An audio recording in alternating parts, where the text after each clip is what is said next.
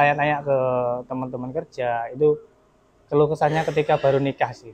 Memang nikah itu bisa dibilang katanya orang kan nikah itu harus berani ya.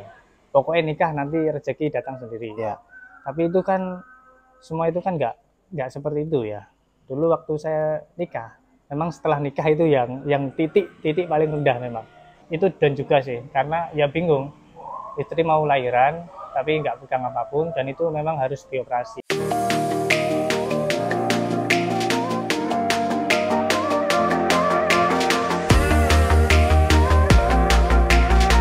Oke, ini sensor ya, bro. Kita lagi momen santai nih, ya. Kita lagi pengen ngobrol nih. Mas Budi ini yang kita tahu kan orang yang sangat baik, ya. Kuliah juga ambilnya jurusan informatika. Apakah ketika kerja juga sesuai dengan bidang, kita sama-sama nggak tahu nih. Mungkin Mas Budi di sini pengen berbagi cerita tentang kisahnya seperti apa. Nah, mungkin pertama saya pengen buka dengan pembuka pertanyaan dulu. Menurut Mas Budi sukses itu kayak gimana sih, Mas? Sukses ya. Kalau menurut aku sukses itu ya kalau dulu masih kuliah, masih belum bekerja, masih belum menikah, itu sukses itu ya kalau menurut saya ya punya apa-apa gitu. Bisa beli rumah, beli mobil gitu. Tapi kalau sekarang bagiku sukses itu bisa buat keluarga tersenyum. Meskipun ya kadang dulu belum memiliki apa ya, contohnya mobil, rumah. Kalau misal sudah terpenuhi, ya itu ya bonus lah. Tapi dari kalau keluarga, kalau sudah berkeluarga, sukses itu melihat istri, melihat anak bahagia, ceria. Itu sudah menurut aku sudah dibilang sukses. Jadi menurut Mas Budi itu kalau kumpul sama anak, keluarga semuanya bahagia itu udah pasti sukses ya? Kategorinya gitu kata Mas Budi ya?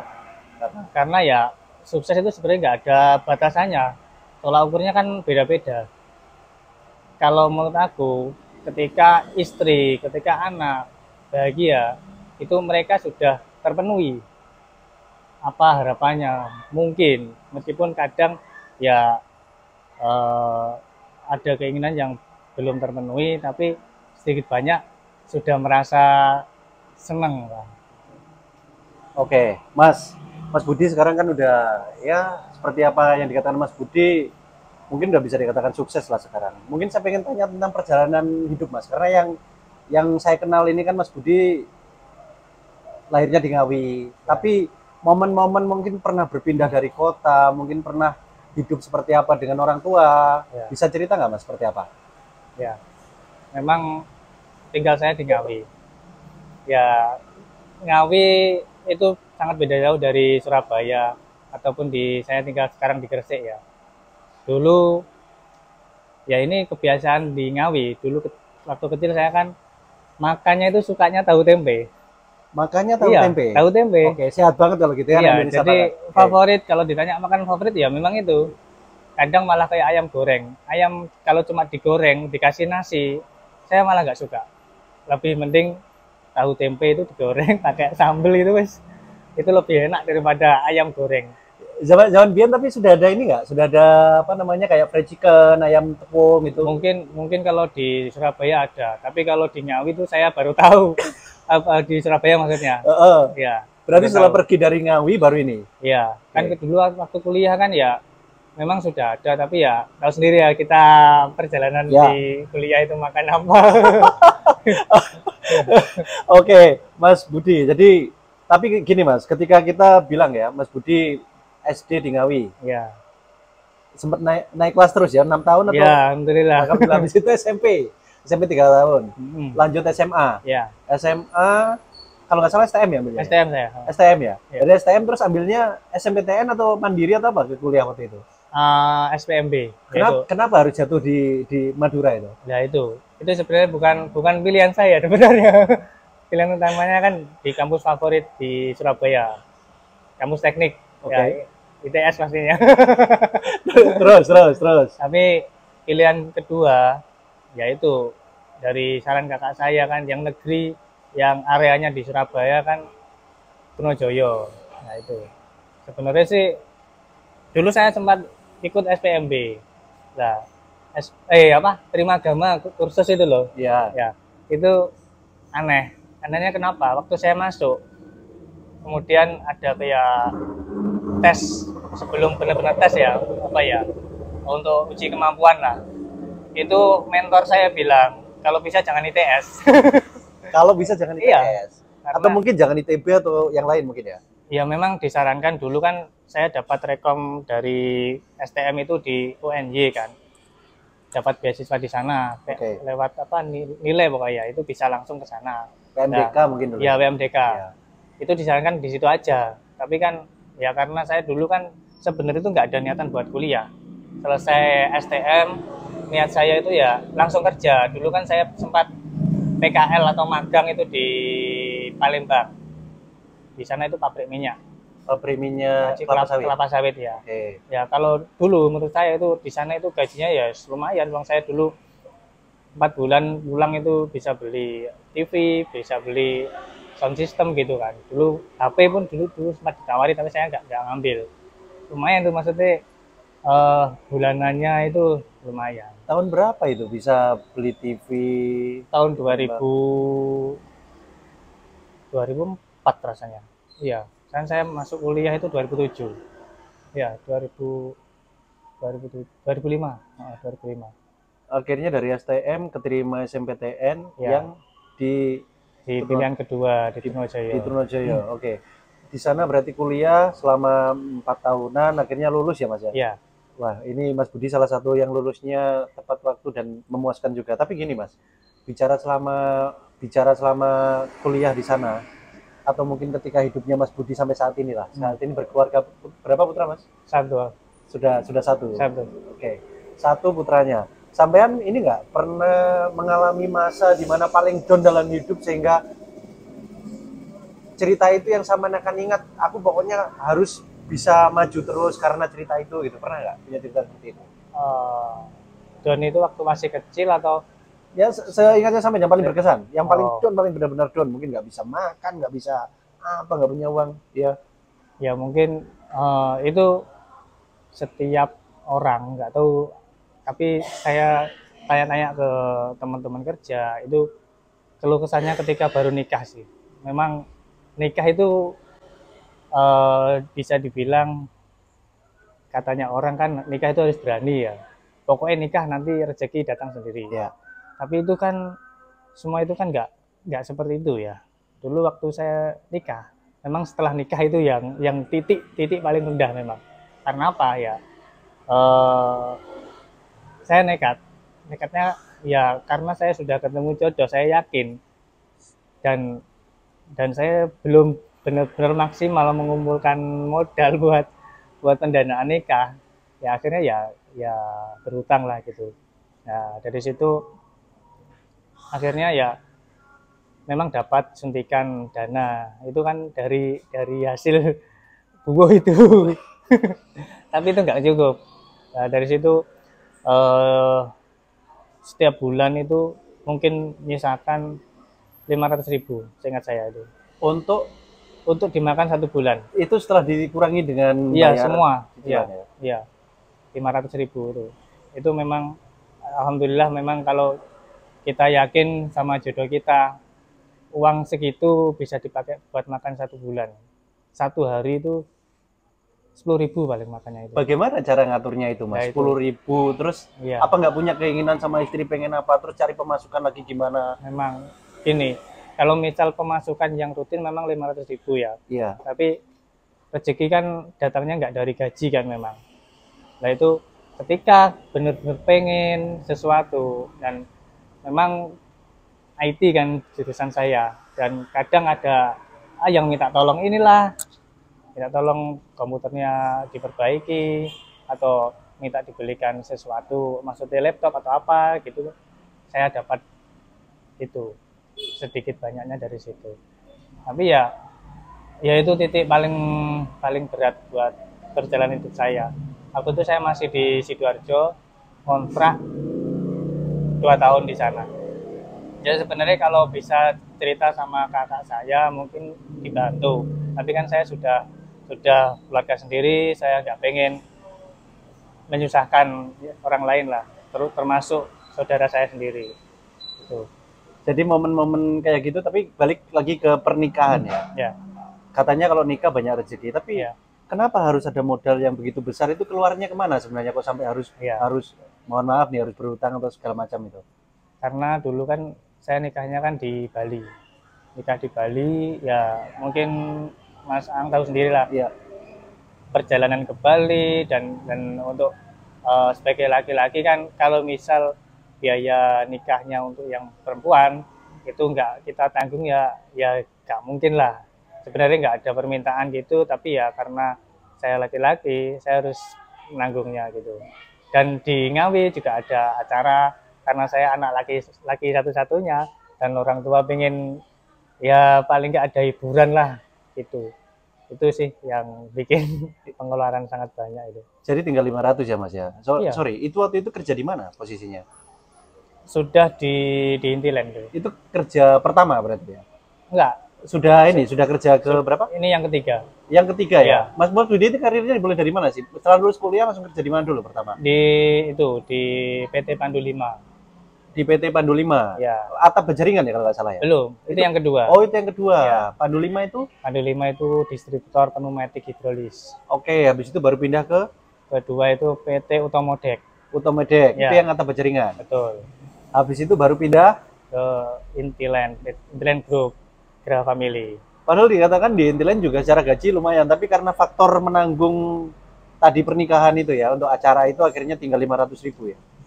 Karena sebenarnya gini, nikah saya kan bulan 4.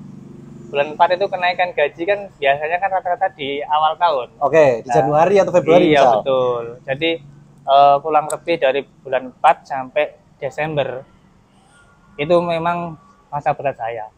Tapi ketika di Januari saya mengajukan kenaikan. Ya mungkin ini rezeki ketika yang dibilang kalau nikah ada rezeki. Itu saya memberanikan diri untuk mengajukan kenaikan gaji Di bulan? di bulan Desember. Jadi 4 kan saya nikah bulan 4, bulan April. Bulan April sampai Desember itu perjuangan saya memang. Ya 500.000 itu setiap bulan.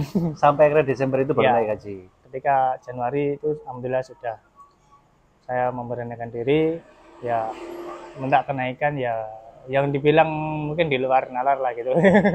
Tapi gini Mas, apa Ya. nikah berarti dalam periode setelah itu dikasih hamil istri berapa lama setelah menikah itu? Alhamdulillah Langsung ya? langsung ya. Berarti langsung dititipi ya waktu Iya, itu ya? alhamdulillah. Langsung dikasih. Betul. Dan ketika si kecil lahir, percaya nggak kalau anak itu bawa rezeki atau tambah lebih susah lagi hidupnya?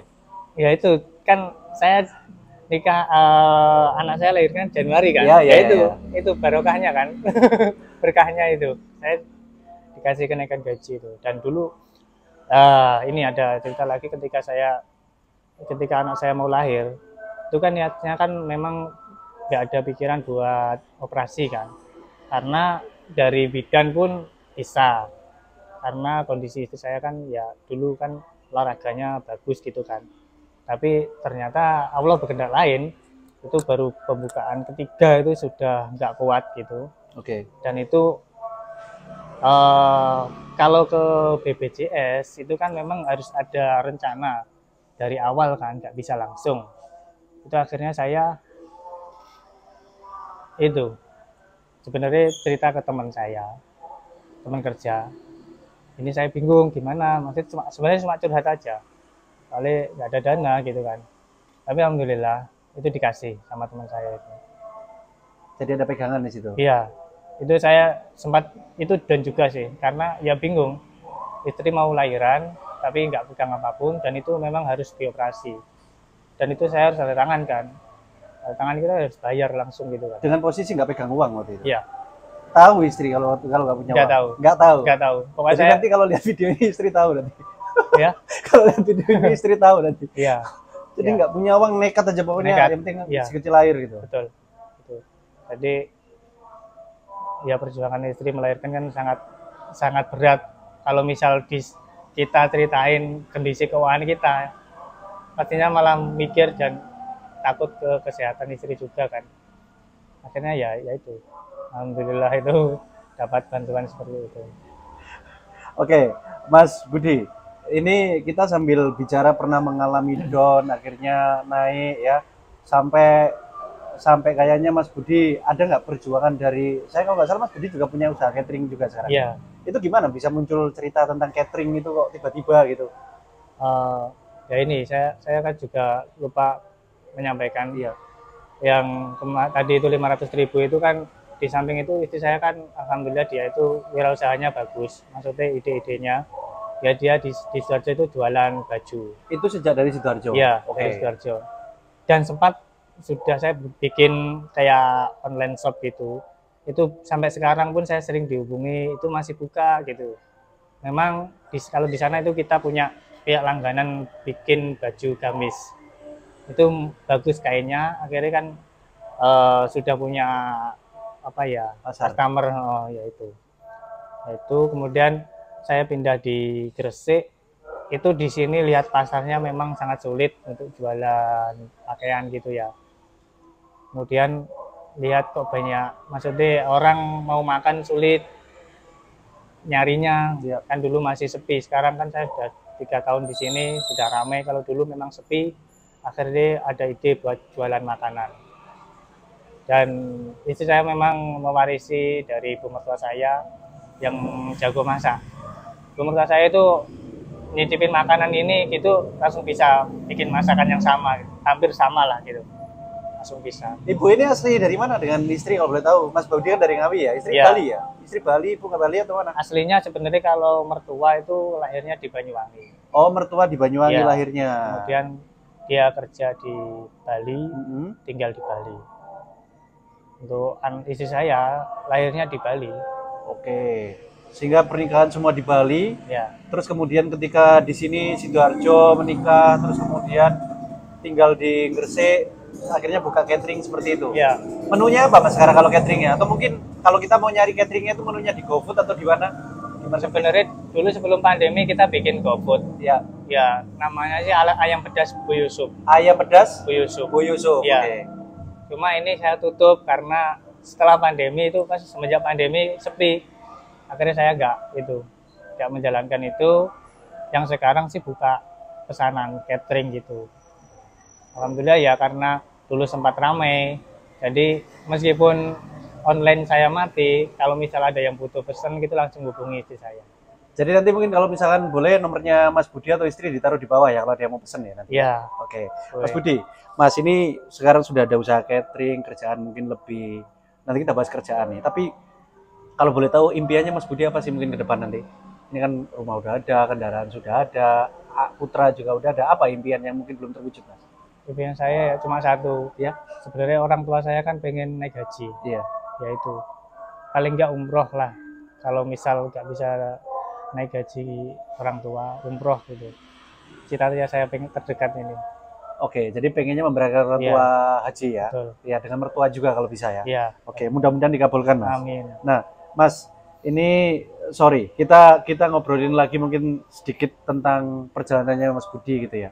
Mas Budi pernah down ketika menikah. Tapi kalau Mas Budi misalkan ingat flashback perjalanan mulai dari kecil, kemudian mungkin ada teman kecil, ada SMP, ada SMA, kerja, ada nggak mungkin orang yang paling berjasa dalam hidupnya Mas Budi yang mungkin bantu Mas Budi sampai kalau ada apa-apa itu Mas Budi nggak bisa hilang dari dia gitu, di luar keluarga misalkan ya, mungkin teman desa atau siapa gitu misalkan, yang sampai saat ini masih jadi temannya Mas Budi. Di luar keluarga ya? Iya, di luar keluarga. Yang pasti dulu waktu kuliah kita punya sahabat Anego. Itu sih. Maksudnya teman yang serasa keluarga. Ya itu. Karena ya meskipun mereka itu ya kita nggak usah nyebutin namanya ya. Ya, ya. Yaitu mereka itu beda karakter ya.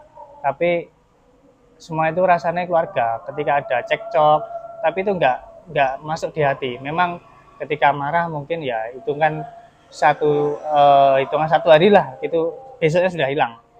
Jadi jengkelnya itu beda. Maksudnya kalau misal teman, kalau jengkel kan bisa selamanya ya. Tapi ini enggak. Ketika ada masalah jengkel ya besoknya udah lupa, karena sudah saya anggap mereka semua itu kayak saudara. Rumahnya pada dekat Mas dari sini? Ada yang dekat juga. Ada yang jauh, ada yang dekat ya. Iya. Tapi sering komunikasi masih sampai sekarang ya? Ya, Wah, Mas sedikit Budi banyak masih sering.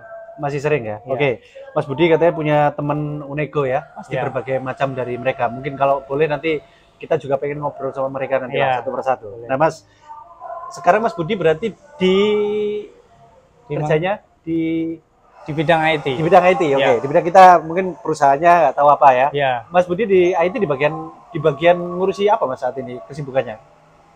kalau di tempatku kan IT-nya cuma satu. Jadi saya itu semuanya, pokoknya masalah komputer, internet, CCTV, telepon, semuanya. Karena ngurusi lapangan golf ya. Ya, Ya, itu apa aja sekarang yang di-handle? Selain CCTV berarti juga di-handle. ya, Sistem sistem juga. semua. Ya. Jadi Mas Budi ini programmer atau di IT staff-nya atau di apa? Dibilang kalau programmer murni sih enggak, tapi ya kadang 1-2 saya bikin program kecil-kecilan lah penunjang pekerjaan karyawan lain gitu. Berarti Mas Budi ini sesuai dengan bidang kuliahnya ya? Iya.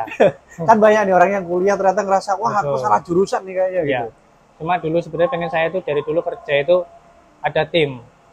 Jadi ketika ada trouble itu bisa dan kita nggak bisa menyelesaikan cepat, itu bisa dibantu sama dengan sharing gitu. Tapi dari dulu saya nggak pernah di tempat kerja saat pertama, kedua, ketiga saya selalu sendirian.